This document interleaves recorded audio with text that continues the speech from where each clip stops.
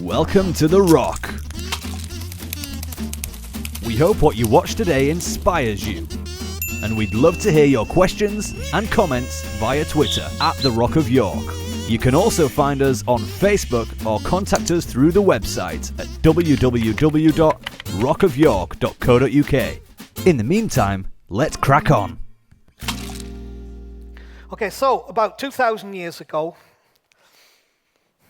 almost, the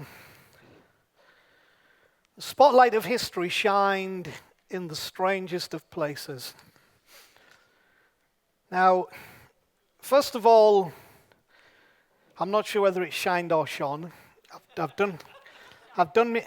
Well, I thought so, and then I've looked up, and apparently in modern past tense now, shined has become a valid way. Apparently, even according to Oxford Dictionary, Salmon Day. So I like shined anyway, because I'm thinking we have a semi-illiterate, maybe more than semi-illiterate generation, because, don't get upset, because we rely on spell check. We never had spell check. You know, auto-correct, auto-suggest. So, you know, I regularly see people getting their wares wrong. W-H-E-R-E, W-E-R-E. Theirs, T-H-E-R-E, T-H-E-I-R. So I thought shined, probably more of us would understand than shone, okay? I like shined. It's kind of, that's pretty clear, isn't it? Shined must be like the past tense of shine. So having said that, the spotlight of history shined in the strangest of places. The events on which it shined may well be the greatest story ever told. To this extent that the story has leapt off the pages of history and into the lives of billions of ordinary people, of whom I am one. Therefore, I propose to you that this may be the greatest story ever told for that reason. I can't think of any other story that has had such a social and personal impact as this story. So I think for that reason it validates the possibility of it being that. Now, when you look at this story, both the context and the content are interesting because we have an unnotable town called Bethlehem with a non-existent reputation. It was known for being small and being least. In fact, it's referred to this way, "O Bethlehem in Judah, you are not the least among the princes of Judah, for out of you will come a governor." So it was known as, the mentality was, this is the least. We are the least. We are small. And also it's about an unknown couple, because you didn't know the word before you knew the word, did you? They're not yet married, with unnotable names, Mary and Joseph. I mean, that's not very creative, is it? I mean, if you're going to write a story to shake the world, you know, Mary and Joseph is like, what shall we call Mary and Joseph? How about that one? Sounds okay to me. You know, I mean, it's like not the kind of names that you would even notice in the list or stop in your reading of them. And these people, invisible to almost all, probably except their family. There was nothing that, they were not the Kardashians of 0 AD, okay? They were not, okay? This was not at home with the Kardashians. So almost invisible. One of them became invisible again very quickly, only remembered when the story is read again. And yet it's built around their story. So this guy, Joseph, he kind of, you know, he makes his appearance on the stage. The spotlight hits him. Hi, I'm Joseph. And he is engaged to this teenage girl who gets pregnant. She says, because an angel came and said she would be, and that it was by the Spirit. And just, you just think about that in its context. I mean, just weird for her, difficult for him, and yet this guy kind of pops up, and then he pops off the stage again, and that's it.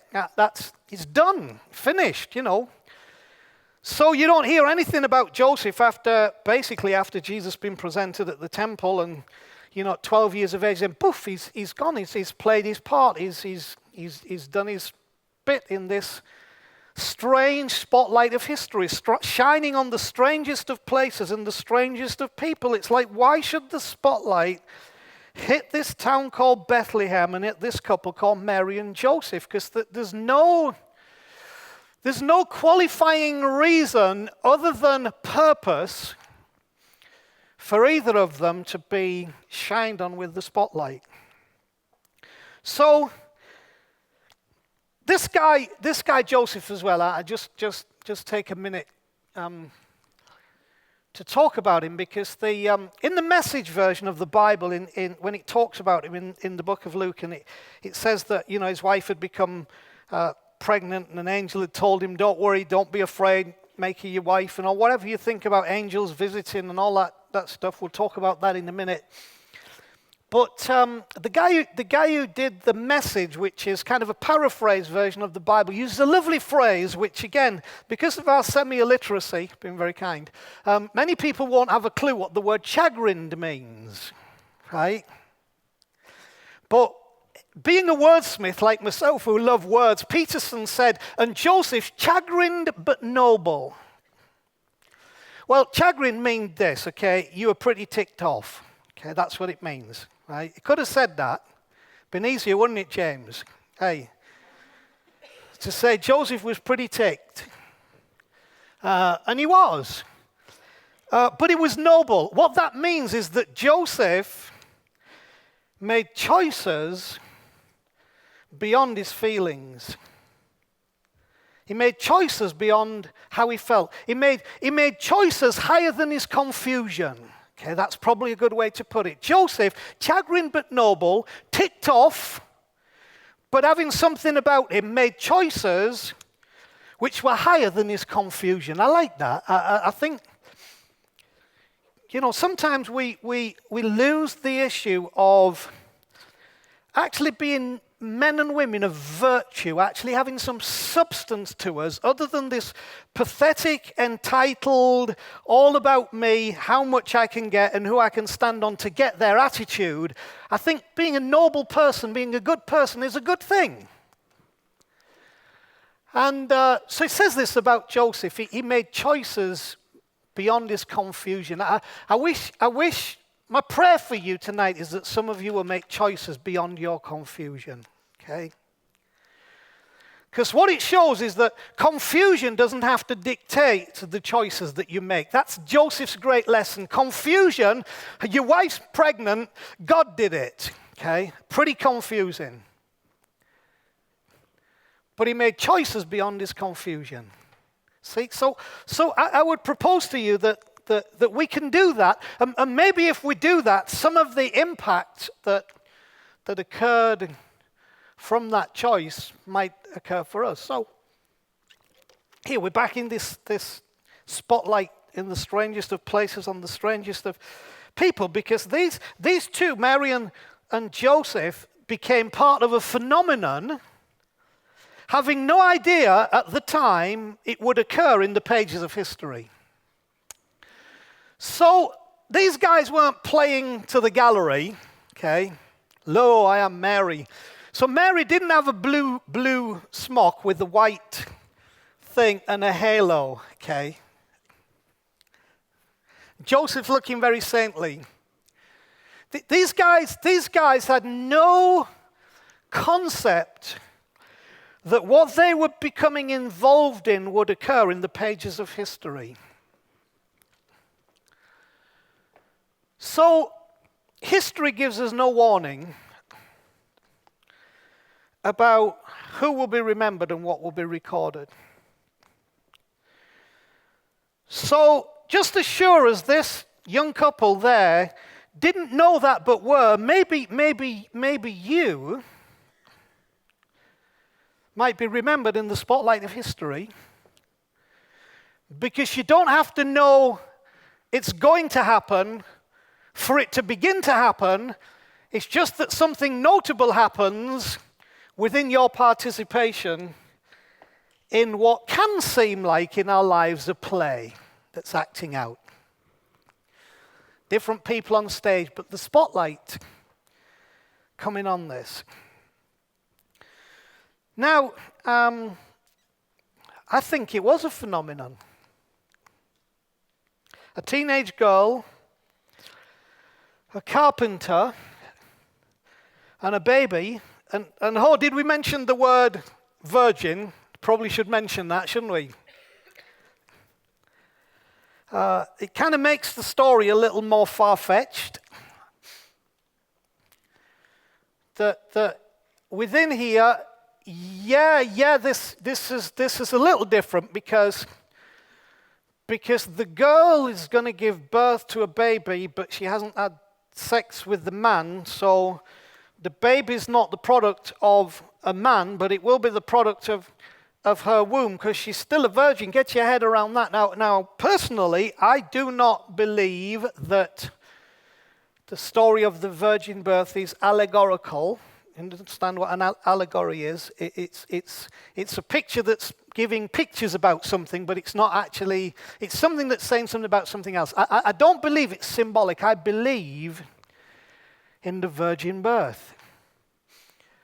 I think God help our world if there was no virgin birth. Because it means things can only be born through a natural process. But what if things can be born through a supernatural process?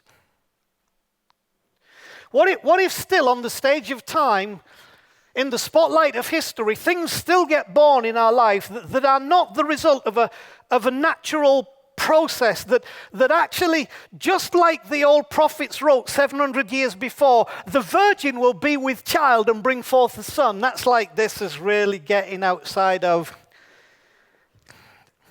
Yeah, it is, and it's supposed to. And if we have no virgin birth, I sometimes question whether we have a message, whether we actually have anything to say.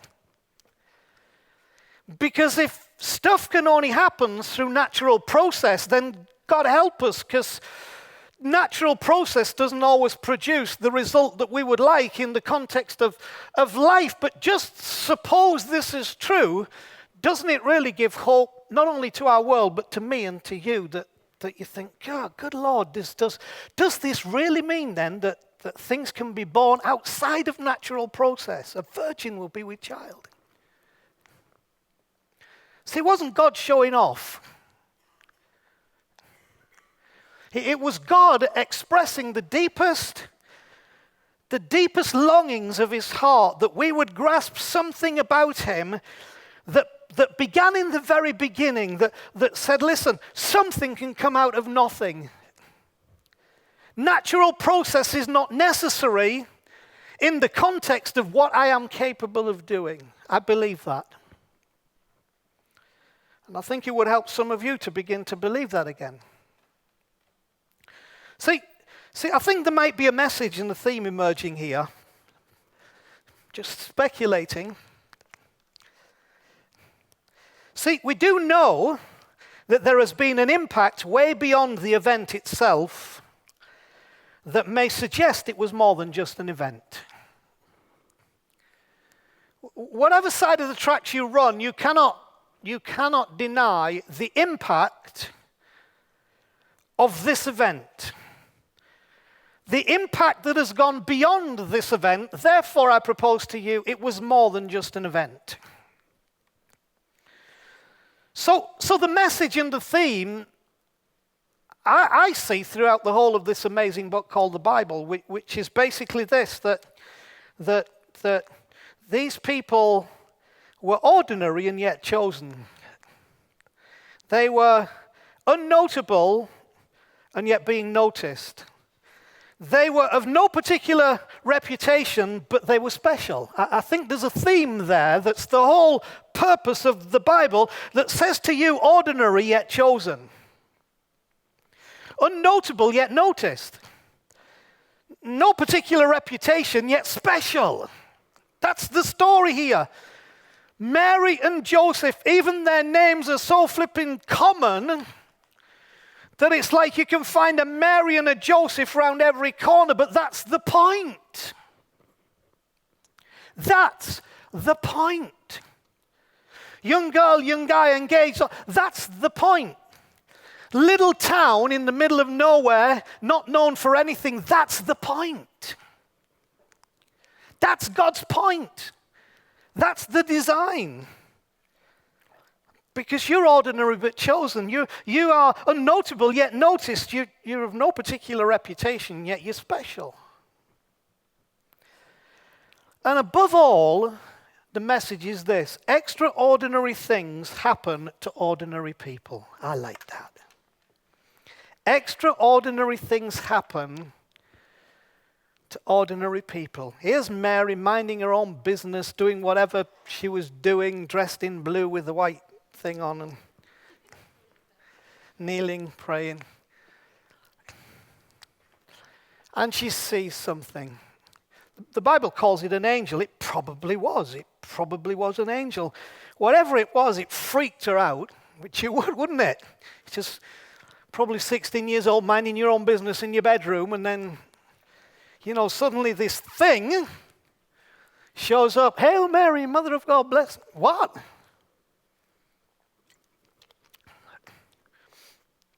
You're highly favored. Same thing with Joseph. He's thinking, pregnant, figure this one out. He's trying to figure it out. Similar thing happens. Poof. And he's written that he was visited by an angel, and the angel talked to him. Now, rationally, in our world and with the knowledge of science we have, you could have 1,000 arguments against that, but 1,000 arguments don't necessarily mean it wasn't real.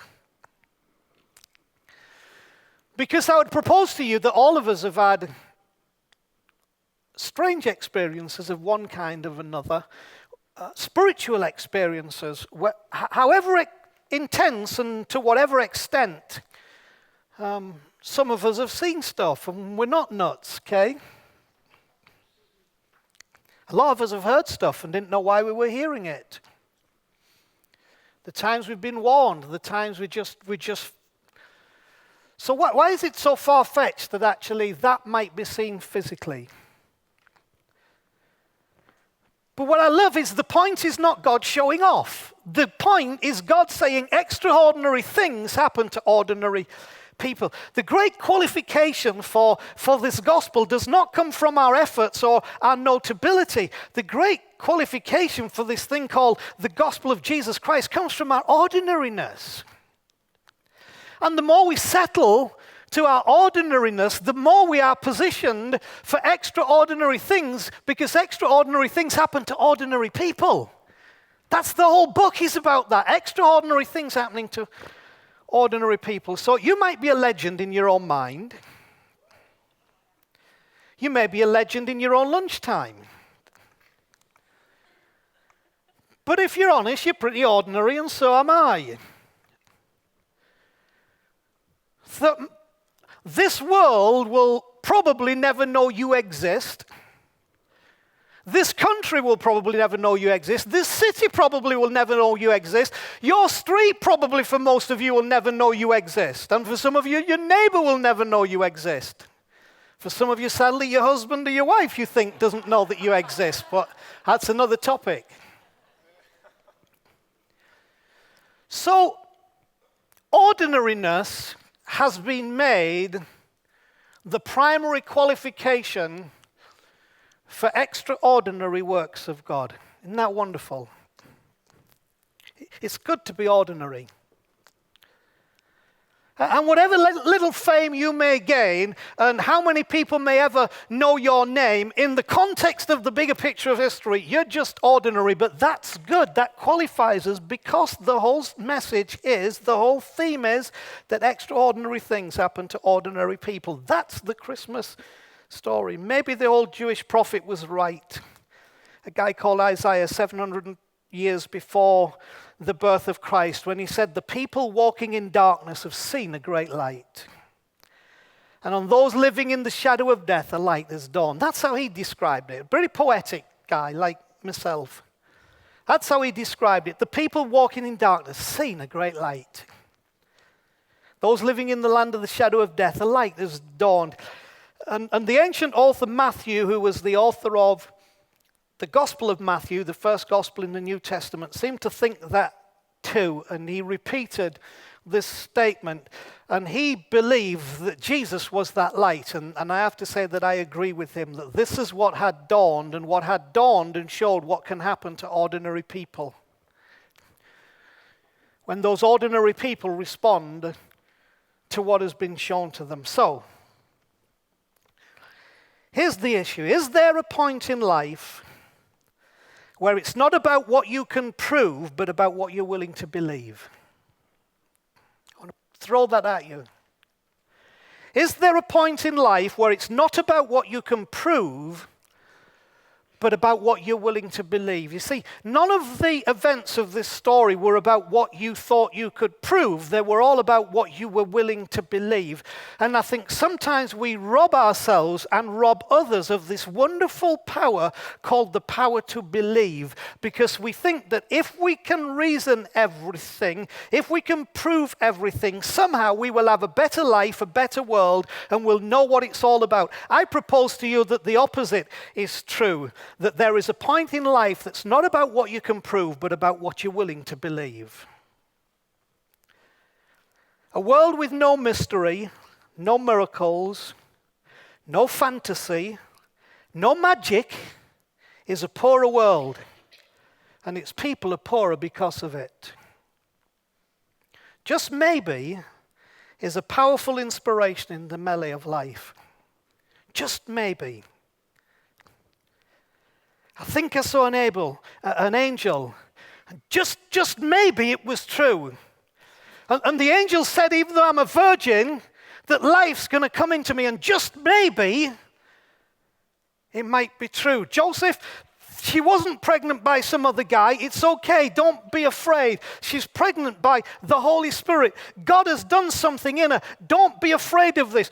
Just maybe that is true, was Joseph's feeling, and it changed everything. And you see, for all of us, if we can get back in our lives, and the Christmas story does this more than ever, that just maybe there might be a miracle waiting to happen.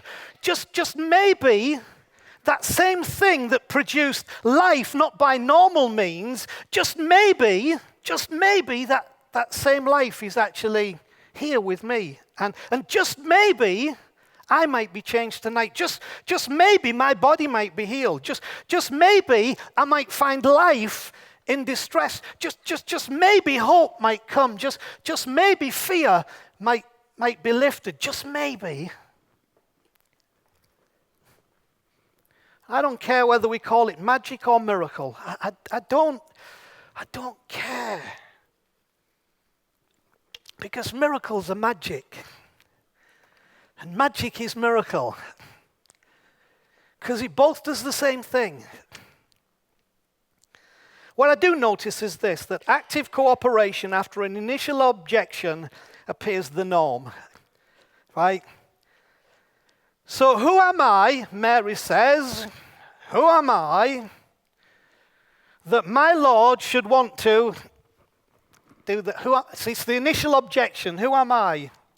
I think before that it's like, who the heck are you? But, nice, who am I? It's very evident Joseph's initial objection was, I'm struggling to accept the situation I find myself in, because I can only by my natural mind see one cause and one outcome, an initial objection. And I would propose to you that in the realm of miracle, in the realm of God's magic, God's supernatural, the extraordinary, that very often our response is an initial objection followed by cooperation. But God, you read the Bible, but God, I am not worthy of this, but God, I'm this, but God, I can't speak, but God, I can't. Initial objections are always popping up because what we tend to do, we hear this and think, that just maybe is wonderful, but, right, there you go, there's your initial objection. Just maybe my body could be healed, but, just maybe I could find peace, but, just maybe my relationship could work. But there's the initial objection, you see. It's the but that we have.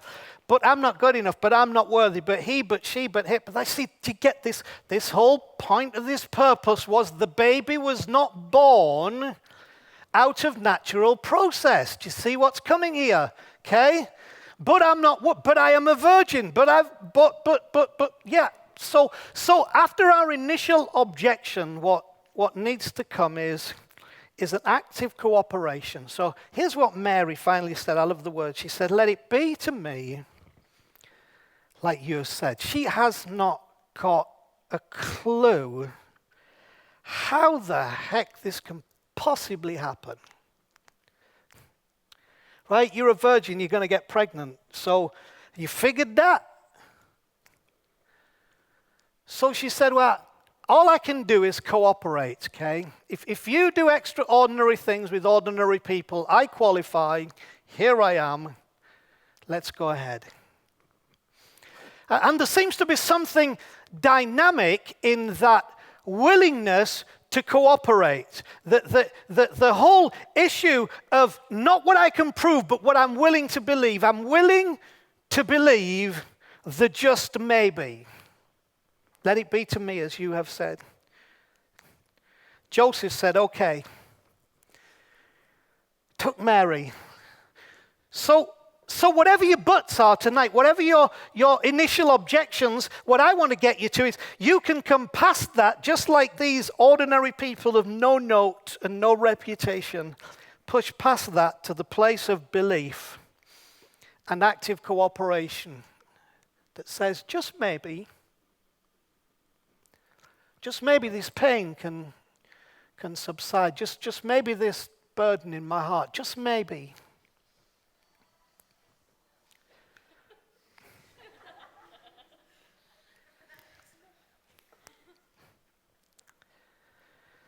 So here's my final statement. If you have the courage to believe, to give yourself to the wonderful absurdity that is this moment of magic, maybe, just maybe, the wonder of wonders might become your wonder of wonders. Ordinary people, God chooses ordinary people just like me and you who are willing to believe and cooperate. It's a great song that says, be born in us today. Because that's catching that spirit. And that's what God wants today from this amazing thing of yesterday on which the light of history shined, born in you. Just maybe, just maybe, just maybe. And you can say, let it be to me. We're brought back to a place of miracle. We're brought back to a place of magic. We're brought back to a place of extraordinary things happening to ordinary people.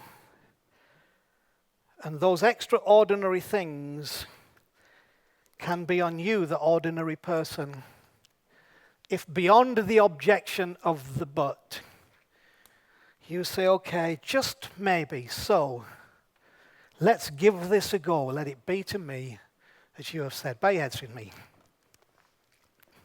If you're willing, you're able. If you're ordinary, you qualify. If you believe, you receive and you see. And what I said earlier, I'm not telling you Jesus is the answer, I'm telling you Jesus is the question. Extraordinary things happening to ordinary people. I so want you tonight to believe and reach out for your miracle. It may be for a knowledge of forgiveness. It may be for a peace that passes understanding. It may be for a stilling of the storm of turmoil. It may be for the healing of a sickness. It might be for the healing of a troubled mind. It might be into your hopes and desires and dreams, but it's the same moment, it's the same miracle, it's the same presence, it's the same voice. And we qualify. And so I believe that tonight, in the same way, the spotlight of history is shining on the strangest of places, because it's shining here in the rock, it's shining on me, and it's shining on you. And the miracle of what we know as the first Christmas is a miracle made available to every man, woman, boy and girl, because this was the point, that extraordinary things happen to ordinary people, and that extraordinary that happens is that Jesus shows up in me, in you. I want you to believe and receive tonight. You're on the brink of your miracle. You're on the brink of what I would call supernatural pregnancy. Emmanuel, God with us, God with you, God in you. So we're going to pray right now. Father, on every hungry heart, I pray your Spirit will descend right now, just like it did in that room all that time ago, depositing onto the inside something that had not previously been there, but which would now become the very expression of heaven itself. I pray for that miracle tonight. In Jesus' name, amen. So I guess you can really say Happy Christmas when you understand that. All right, we're done. Thanks, everybody. If you've worked all day, go home and get some rest. We love you, and we'll see you for the show next Saturday. Thanks for watching. You can find out more about all The Rock is doing locally and internationally at www.rockofyork.co.uk. And why not support The Rock from wherever you are? Just hit the donate button now to help us help others.